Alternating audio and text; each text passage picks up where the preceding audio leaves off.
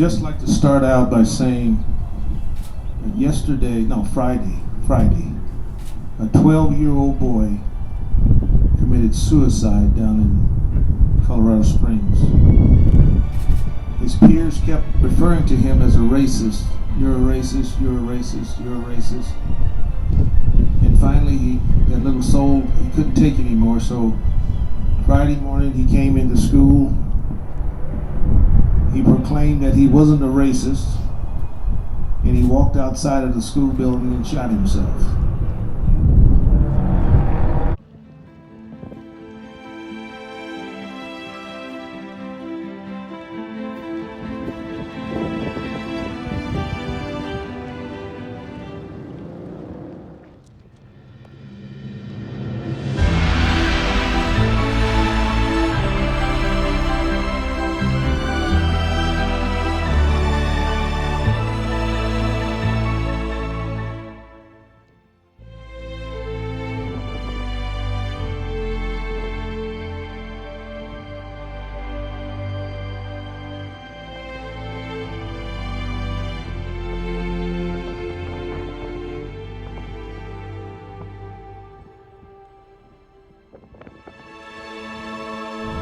My boss, yesterday at our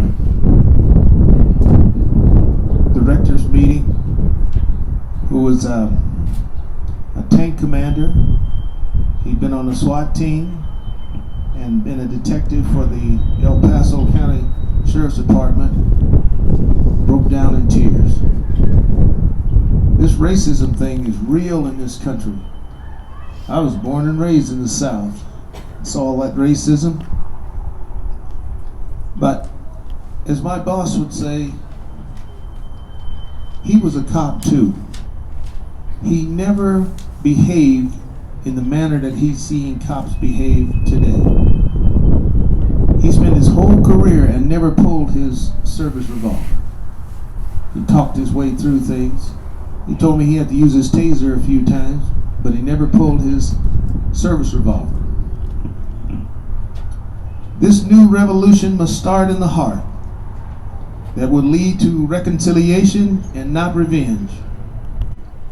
It was called a silent vigil, but I can't be silent. We have just had a monumental judgment with the children being convicted of murder on 3 counts. For some reason, we're supposed to be silent. This is the time for more action and more activity. There is no way to be silent at this point. The George Floyd murder shocked the conscience of the world. The verdict was not of justice. The trial was one of accountability. Both families suffered, and they suffered greatly.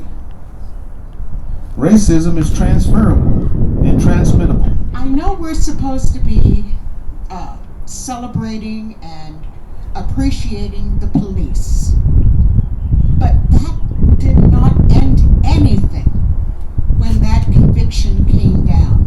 But the day after the man was convicted, there was another murder of another black man.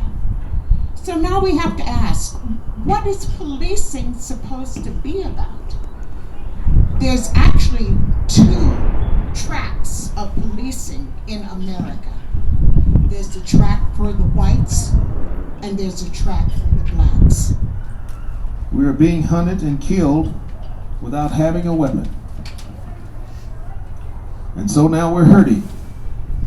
We're hoping and we're hurting.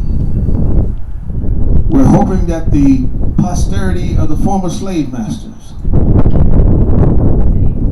will give us freedom, justice, equality, and equity. We're hoping that the former slave masters will open the door to freedom, justice, and equality for us. But I don't think that's going to happen. Let's not be silent.